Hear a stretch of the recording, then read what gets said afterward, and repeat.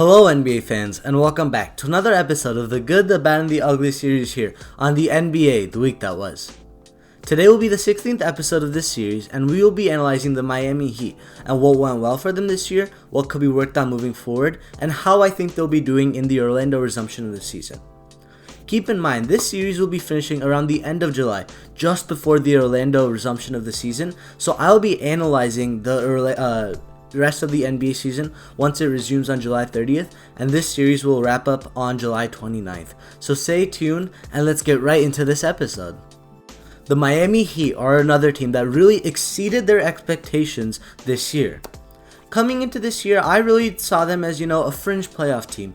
Besides, of course, adding Jimmy Butler, they made no significant additions to their team, and while Jimmy Butler is a very good two-way player, I didn't think he would be, putting them in the position they are today. But it isn't just Jimmy Butler for the Heat.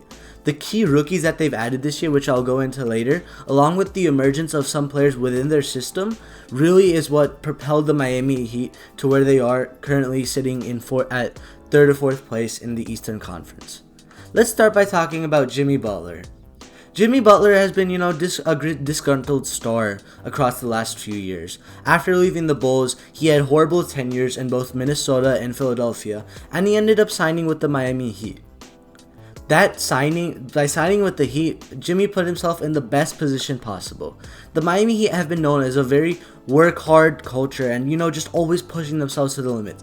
And that's the type of guy Jimmy Butler is, just working hard, pushing yourselves to the limits, and just becoming as good as you can at basketball and holding everyone in the organization to those standards. In places like Philadelphia and Minnesota, there were young stars who thought of that they were really good and didn't really need the work that Jimmy Butler expected from them.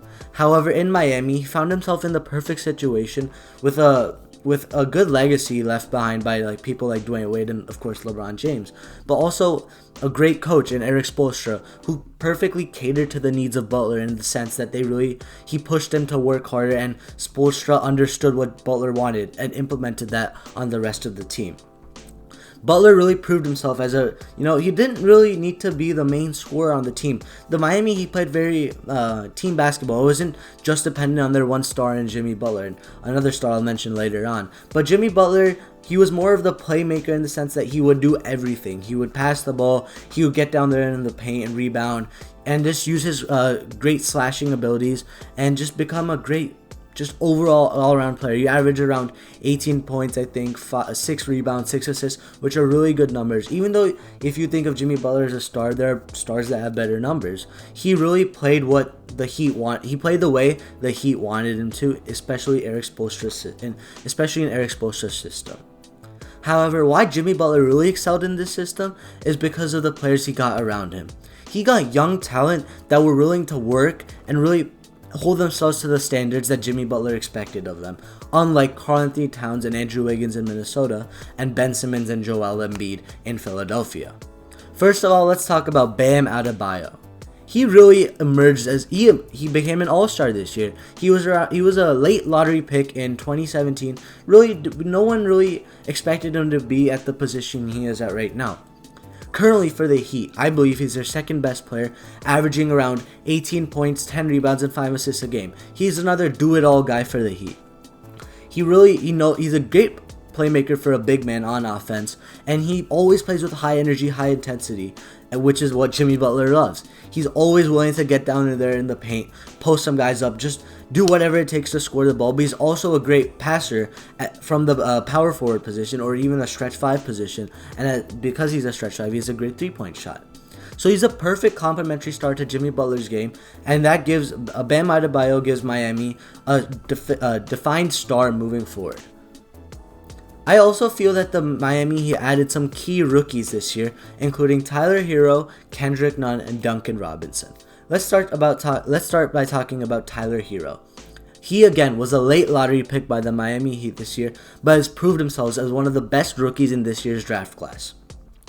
He is a great scorer. We saw it in high school, we saw it in college, but no one really thought he could translate to the NBA, given people felt he was not as athletically gifted as his peers were. However, he proved himself as a clutch scorer. In many occasions, he had the confidence to take that last shot, didn't give it to Jimmy Butler, but took the shot, made it, and really proved himself as a scoring-minded, good shooting guard. He averaged around 13-14 points off the bench, which is great for a rookie. They also added Kendrick Nunn, who ended up being their starting point guard this year. He was an undrafted rookie. 2 other teams that cut him, including the Golden State Warriors, but he really turned it around in Miami. He took the culture in Miami, the work hard culture, took it to the next level. He was averaging around 18-19 points a game, around 15 points a game, 5 assists a game. He really is a good scorer from that point guard spot. He also has a great 3-point shot. Lastly, let's talk about Duncan Robinson. He's I would say a top 5 shooter in the NBA this season. He has a great stroke. I'm a Hawks fan and I watched the Heat Hawks game. He torched us that game. He hit 8 threes, had around 27 points. He's just a insane shooter. Whatever position you put him in. Off the catch, and that's why he works so well in Miami. Jimmy Butler, Bam Adebayo, and off the bench Goran Dragic, who is their great 6-man, are able to get him the ball in the right spot, and he has such a clean shot, which just really benefits him in the Miami system. Speaking about Goran Dragic, he's a veteran presence off the bench who has been just, a great offensive player off the bench, as leading the second unit for the Miami Heat this year. He used to be a starter, but now he's understood. Let me take off a role off the bench and, really dominate the second units of other teams, and that's what he's been doing this year. So overall, Miami has found the right players they need for their culture and ended up in a successful spot. For Orlando, I believe they aren't at that top tier of contenders. For me, at that top tier are Milwaukee, Boston, and Toronto. The second tier would include Philadelphia and Miami.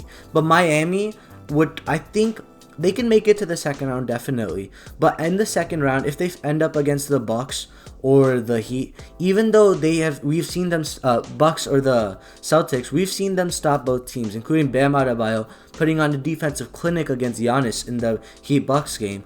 I feel that they still lack that experience and that one true definitive star. Even though Jimmy Butler is one of the most clutch players in the NBA, they still need that one more piece.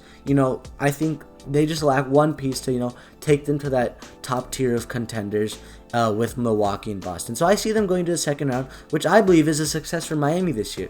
It just gave them more time to develop their young players, and next year they're going to be even better. Jimmy Butler's game, because of the way he played this year, age won't really affect it. So overall, Miami, they're looking good for the future. Orlando, I'm assuming a second round exit, but moving forward, again, Miami's going to be that top tier contender from the Eastern Conference for the next 2 to 3 years. One thing that he can definitely work on is their away record. While they played very well at home, winning 27 out of 32 games that they played at home, they lost 19 of the 33 games they played away from home. So I understand it's a young team, and young players occasionally, it's tough playing in front of not playing in front of your home crowd, playing in front of opposing fans who are always jeering at you and not cheering for you when you make a bucket. So I just feel that the Miami Heat need to understand it's a young team. This is an issue that could potentially solve itself next year, but it's very important that they do solve it, because if they don't get home court advantage, especially in the second round, they end up as the 4th seed, have to play the 1st seeded Bucks.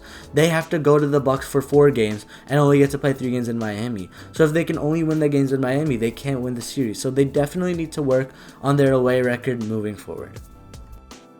And with that, we wrap up the 16th episode of the Good, the Bad, and the Ugly series here on the NBA, the week that was.